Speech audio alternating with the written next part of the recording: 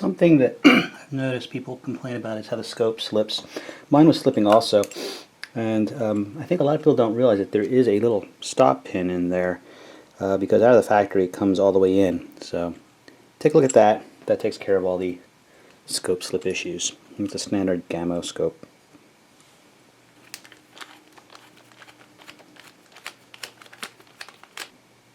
That's a T20, not a T25. That's the same as the little wrench that came with the Gamo for the scope.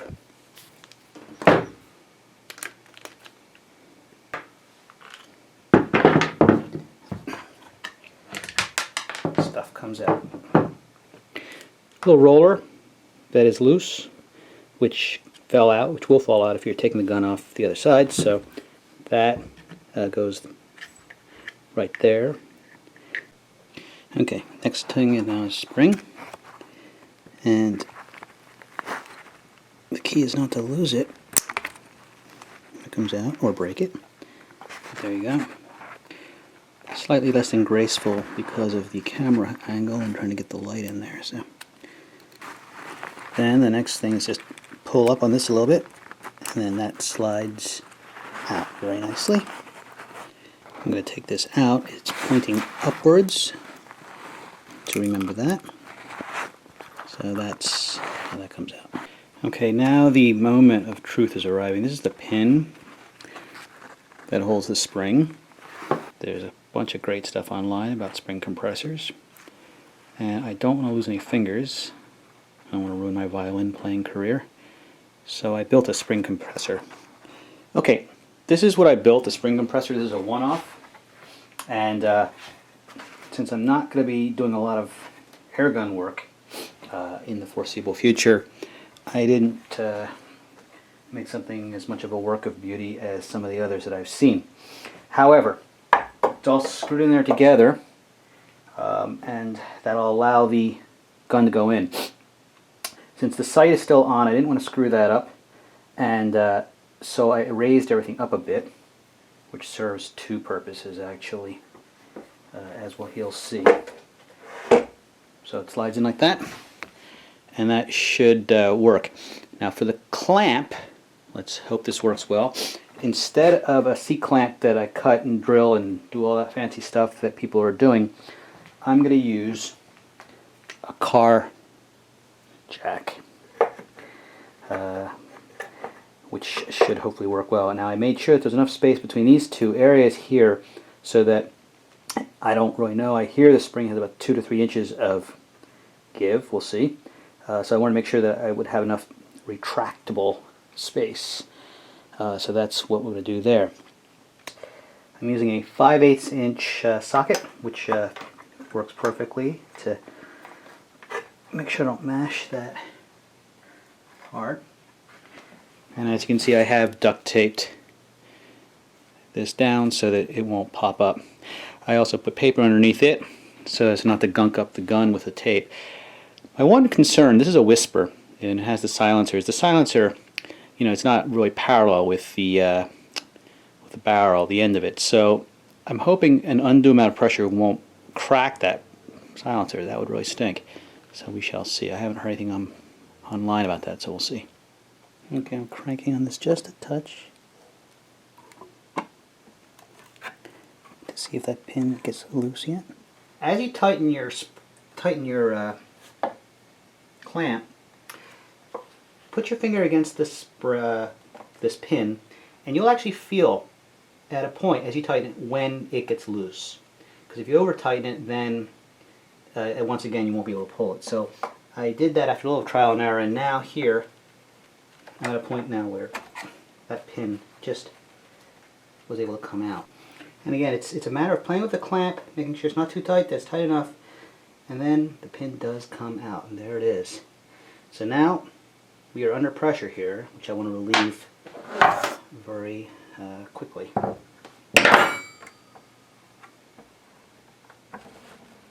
And the whole trigger assembly is coming out as that spring. There we go. And I've removed my clamp, and now everything is free. I will say, based on the pressure I felt here, for any of you guys thinking about not doing this with a spring compressor, get that thought out of your head. Unquestionably, you'll want to do this with a spring compressor. Okay, now that we have this whole piece off, I can pull the bit out and put away the barrel and spring area. So this slides out, and then that piece there pops out, and this piece here pops out. We're down to the trigger assembly here. I've already taken this spring, this torsion spring out. I did that when I took the bear clip off, which is a little bit out of sequence according to Robert's directions. So the next is just these screws, which should come out fairly easily. I think they're just in plastic. And I'm using a little small jeweler's screwdriver for that. And that guy comes out.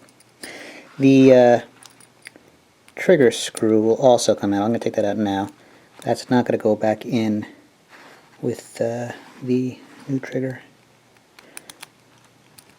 I swear I played with this trigger all the time and I felt no difference. I felt no second stage. I felt no nothing. Which is a big part of the reason that I've gone for this mod. That and the fact that I'm a geek. Okay, next on the agenda is taking this top off. And I'm just going to use a little regular screwdriver there to pry it off, and that was simple enough. And now that is off. So now I'm going to start taking pieces out. They seem like they're going to come out very easy. I'm concerned about that spring there. I don't want that guy shooting all over the place. So this guy's the first.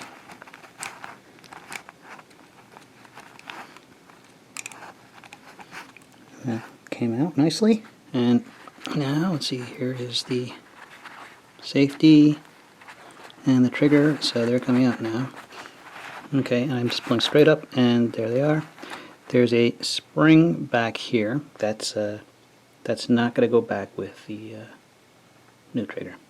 It looks like we are now at the point where this beautiful trigger is going to get installed. I'd like to point out that I'm comparing the two triggers, the plastic Gamo trigger and the GRT-4G, whatever the number is there that you've called it, and they are significantly different. It looks like some fairly serious engineering went into this, and I'm impressed. I am very impressed. So we'll see how those go. I'm going to take this spring out to relieve the tension on this little guy here, and then be able to hopefully jigger everything into there. So there's a spring.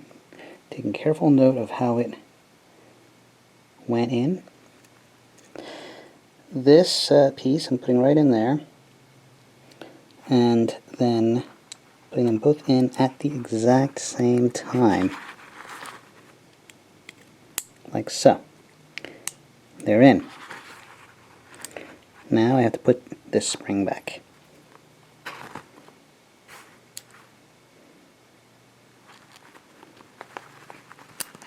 Okay, there we go.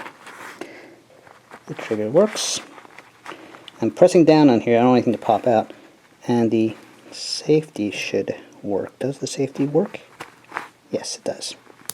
Now, putting this thing back together, this piece here drops onto there, and very nice. A little bit of pressure is all it took to get right in there. This is some nice machining, I gotta tell you. This is really nicely done. Fat side, it's two diameters there. The fat side goes in. Again, a self-evident thing, and that slides right in there. All right, things that are asked to be checked are that this piece in here sits right with the safety, which it is, and make sure everything's moving, that there's no pieces being rubbing against each other in an inordinate fashion. Okay, so putting it back together, this piece goes on here.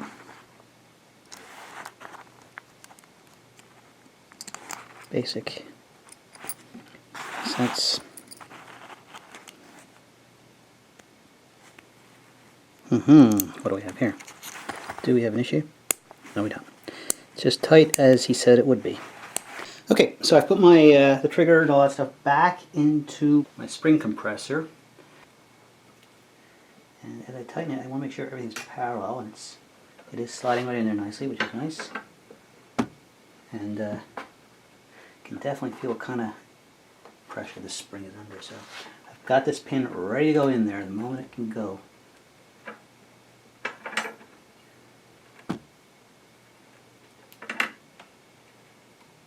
It's getting close. We are right there, so that's ready to go. And it's in. Right there. Beautiful. This is possibly where I deviate with the directions, and hasn't bitten me in the ass, so hopefully it's okay. But this is where I put the spring on here, because I believe out of the factory this side, the left side, was put in here, and then twisted and pressed. It makes it difficult to put it in there first, so I took the spring out before in order to disassemble it, probably backwards from the way it was done in the factory.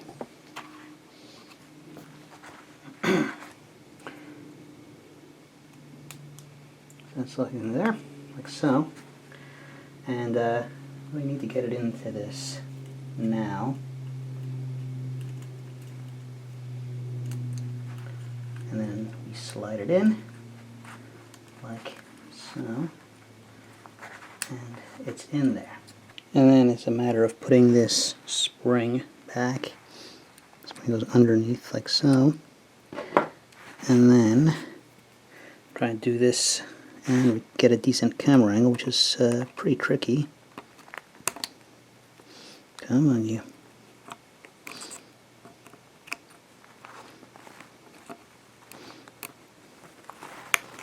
Like so. There we go. Putting this thing back together, keep in mind the roller that has to go in here. There's also another little tiny washer that's below that. I'll pull that out. Make sure that's not lost. Because of that plastic roller, it's probably, not probably, it is better to put this thing back together with the right side facing up. The right side from the shooter point of view. At this point, assembly becomes very basic. I will put Loctite on these screws again, some fresh Loctite, but for the moment I'm going to just reassemble this as is.